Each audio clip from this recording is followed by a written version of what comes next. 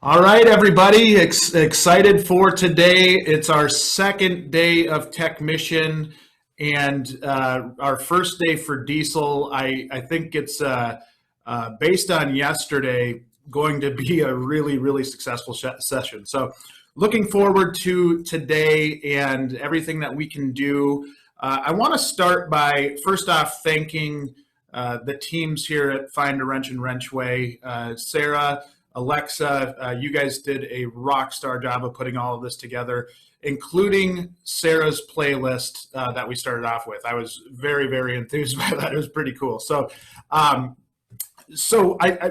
start with, I just kind of want to walk through why we're doing this, why we put this together, and kind of lay out how the day is going to go as we move forward. So first and foremost, I think a big thing for me was that when we started looking at putting together a conference, and granted, doing a virtual conference in this kind of weird 2020 environment with the pandemic was a little bit unique, but we wanted to put something together that really addressed some of the issues that we have in the industry. And so I go to a lot of meetings and I go through, whether it's an association or some manufacturer or some business, I'm able to go see a lot of different types of events that really focus on trying to help this problem, right? And trying to help the gap that's there. And one thing that I really noticed as we went to these conferences was we were missing one major piece of what made this, what the problem is, right?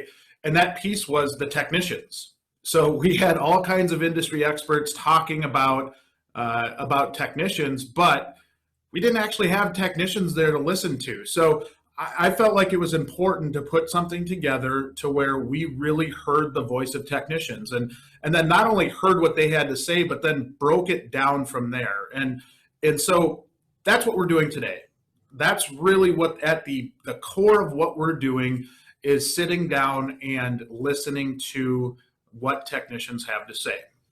And really trying to break down some of those barriers, whether it's communication barriers or just maybe a lack of self-awareness from some of the shop side and some of the technician side. You'll kind of see that as we go through the technician roundtable.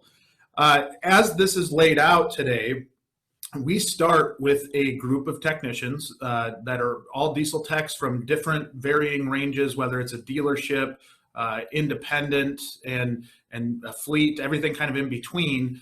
And you'll see that theme throughout the day. We didn't want just one type of diesel tech or one, if it's construction equipment or truck, whatever it is. We want a mixture because we want to get a good feel of the industry in general, right? And we think we did that. Now, the technician roundtable was pre-recorded. We didn't want to steal the technicians away from their daily duties. So you'll see that. That'll be our first one. We'll go through the agenda here in just a second. But I want to start off with a story of why, why this is so important. And I use an example of a shop that we worked with when I first started Find a Wrench that I had discussions with, and they were very frustrated that we couldn't find them a tech, right? Like they were like, they couldn't get it. Why, I paid this service to come get me a tech. And when we started digging into it, the management of this company, and I obviously will leave the company's name out of it, but the management of the company would say, hey, listen, we have great management. We're paying amongst the industry leaders. We're doing all this stuff. And so they really sold it to me when we took on the job as something that was unique and different and a good job. So we took on the job, and as we went out and started recruiting for them, we started to really notice that what the technicians were saying about them wasn't the same as what they thought.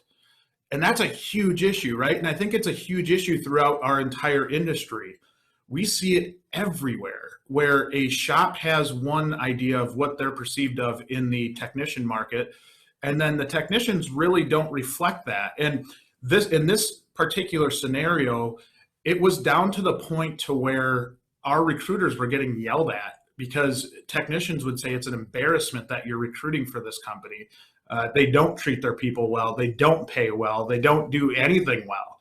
And so that really kind of opened my eyes to the greater problem, right? That there's a bigger problem. And in order to solve some of the issues that we have, whether it's stealing from one other company to go to another, there's a big issue there, right? Where we've got poaching, and it's become desperate because there's just not enough techs to fill the void, right? There's not enough techs to fill how many open positions there are.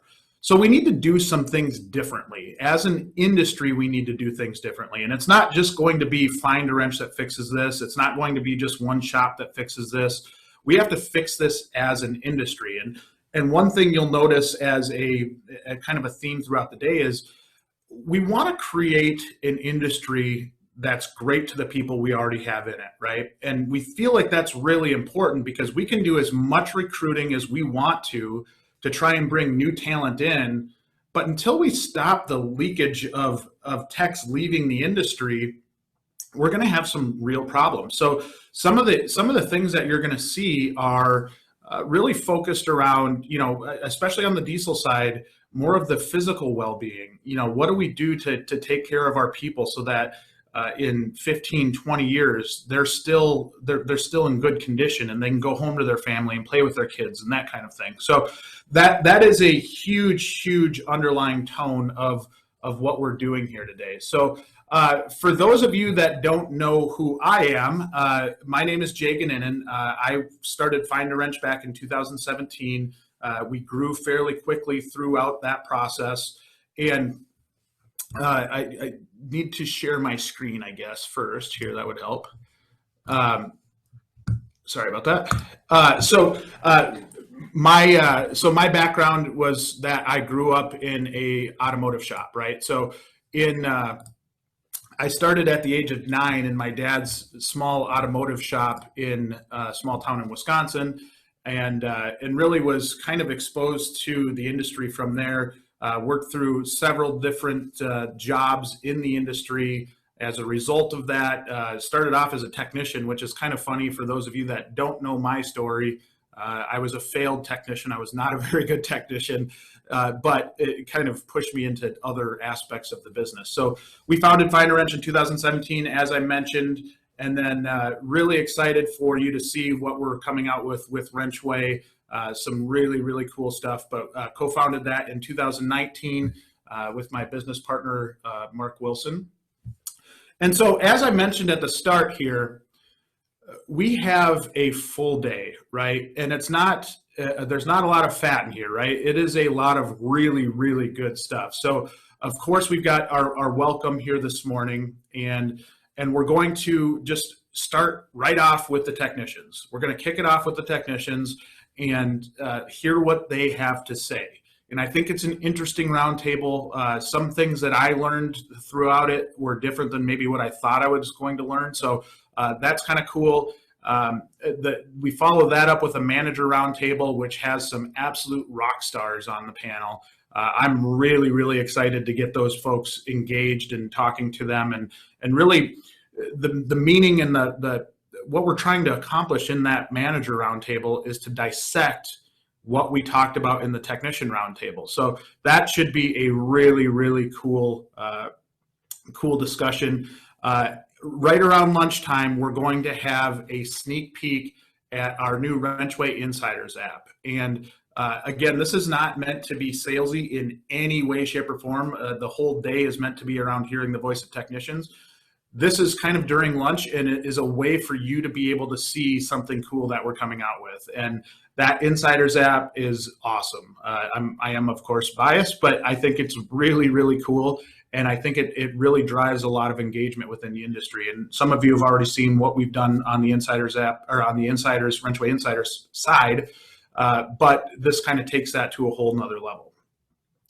After that, we're going to follow that up with a discussion, or really not a discussion, a presentation by our director of recruiting, Lisa Joseph. So she's kind of the straw that stirs the cocktail here at Find a Wrench, and she's brilliant. So I think it will be a really, really good way for you to understand how to market to technicians and really walk you through kind of what we do here at Find a Wrench so that you can kind of see that backside of that.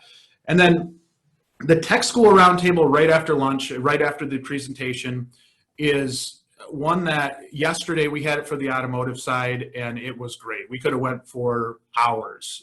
Unfortunately, we only had 45 minutes. So I think it's going to be a lot of the same of that today, where it's just great information on how the industry can better support these tech schools, how we can help them get enrollment, how we can help them, whether it's through training or tools or, whatever it is. And we've got some cool stuff coming out of that. So, and then finally, at the end of the day, we're going to wrap it up with an industry roundtable with industry leaders to talk about just the general shape of the industry, right? And how we see this progressing, what we can do better. And we'll just tackle some key points that are more that 30,000 foot view to really see if there's anything that we learned over the course of the day that we can put into action. A little bit of housekeeping. On Zoom, you'll see that there's a box for Q&A. So if you have a question, feel free to chat that in there. We'll try to address them during the course of the day. Some of them we can't get to immediately because we're in the midst of a roundtable, but we'll try to get to them and answer the questions that you have for our panelists as we go. If you have any issues getting into this, which if you're here, you probably don't have those issues, but you can chat us on our website for support, and you can actually chat in the chat box here on Zoom for just general discussion, right? And yesterday it was really cool because the general discussion that we had going on, and I don't know how many people are sitting through both sessions, but the general chat was amazing. There was so much good feedback, so many great comments. People were engaged, and that's what we want to see more of today. If you have comments or if you have questions or maybe even a best practice that you want to share, feel free to throw it in the chat for everybody to see, because I think it's a good way to get a discussion going. And ultimately, that's what we're here for today, is to get a discussion going. And finally, we will be recording this. We'll have recordings sent out to everybody, as well as having them on our YouTube channel and all of that stuff. So even if you miss a piece of today, you're able to go back and revisit it and see anything that you'd missed. I want to start off, and this is where we talk about the shortage in the industry, right? And there is, I think we can all agree, otherwise we wouldn't be on this, on TechMission, or we wouldn't have done TechMission in the first place. But there is a massive shortage of technicians, and it's not going to get any better anytime soon. And as you can see here, we're going to see continued growth with the industry, growing at 12% from 2014 to 2024. We're actually getting closer to the end of that, the 2024. But we're seeing that, we're feeling the pain, right? As diesel techs are getting tougher to find, we're having more issues. Business isn't as smooth because we don't have those good people to fill those roles. So on top of that, with the baby boomers retiring, 67,000 technicians will need to be brought in to replace the retired workers in that period of time.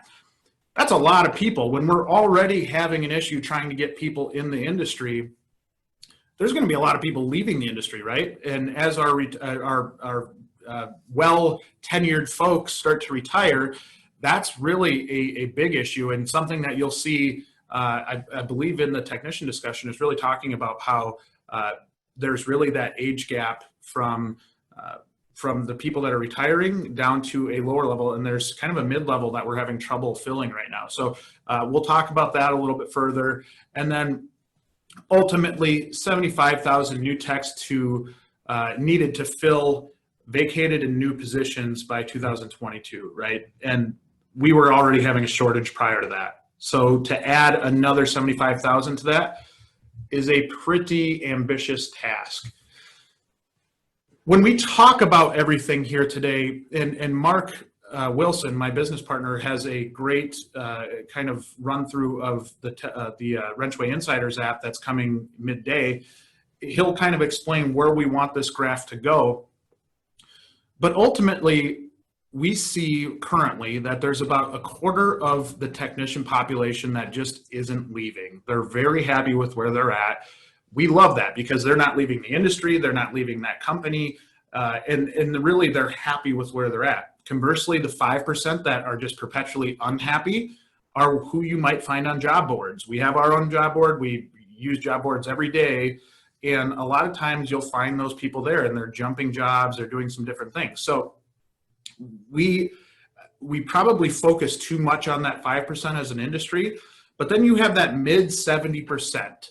And that mid 70% might be content but not happy. And what the risk in that is that they could just flat out leave the industry, right? They find something that pays equal or better with less pressure, don't have to buy tools, maybe it's easier on their bodies. There are a lot of opportunities for these people because they are talented, they are smart. And so we really want to expand upon that 25%, which is really why we have TechMission here today. We need to keep more people in the industry, and we're going to do that by treating them better and hopefully coming up with executable strategies to be able to do that. So the entire purpose of TechMission is to start the conversation, right? We're not going to have all of the answers today. I don't expect to have all the answers today, but hopefully we can take key pieces and take them back to our shops and start moving in the right direction. We are going to follow TechMission up with quarterly or monthly discussions with technicians, with managers, with industry leaders, with tech schools, to just keep the conversation going. One of the concerns that the technicians had in talking to them was that it's great that we're having this discussion today, but if we just let it go and don't continue the conversation, we're not really accomplishing anything. So that's a big piece of what we're doing here. We want to keep the discussion going and really keep that voice of technician in the forefront so that we can really figure out some best strategies, best practices to be able to implement and keep them in the industry. And so ultimately that helps you develop strategies to recruit, to retain who you've already got. And I really think the base of a good recruiting program for your shop is to retain the techs that you already have so that you can build a base so that you can bring more techs in. And then finally, we want to improve the communication between schools and shops. And ultimately, what I hear when I go talk to schools is a level of frustration. A level of frustration in that they'll have shops come to them at graduation and say, hey, where are my techs? You know, you're not putting out enough techs. And then on the tech school side, and maybe they don't say this directly to a shop, but ultimately they're telling me that they're frustrated that the shops weren't more involved. And that if they were involved, it was kind of checking the box. It was coming to an advisory committee meeting to check the box and get the free lunch, right? We need to elevate that. We need to get better in that regard. And that's really what that tech school roundtable is all about. The one yesterday was awesome. And I think today is going to be much of the same. It is solid gold in terms of being able to help these schools out and not only help the tech schools themselves out, but the high schools, right? And your surrounding communities. How do we get more engaged with them? How do we help fill the seats that the school desperately needs to fill? And I think we have a really, really good discussion around that today. And then like, that's it. I mean, that for my welcome, I thought I had one more slide on there, but I don't. But I'm really, really excited again about today. And it's really about the technicians. It's really about listening to them and understanding what they want. So if you're a shop, if you're a technician that's out there, I know sometimes it can be uncomfortable to chat and engage in conversation, but I can't encourage you enough to really drive that conversation, keep the conversation going in the chat. And then I think that really ultimately helps us understand what you're thinking, what you want to learn, and then we can build off of that. So looking forward to today. We're going to take a short break here before we get into that technician roundtable. If you have any questions, feel free to reach out. we're more than happy to help, and excited to just get this thing kicked off. So we'll get kicked off with the technician roundtable here in about 12 minutes, it looks like. So go get your coffee and get ready for a pretty cool roundtable to start off.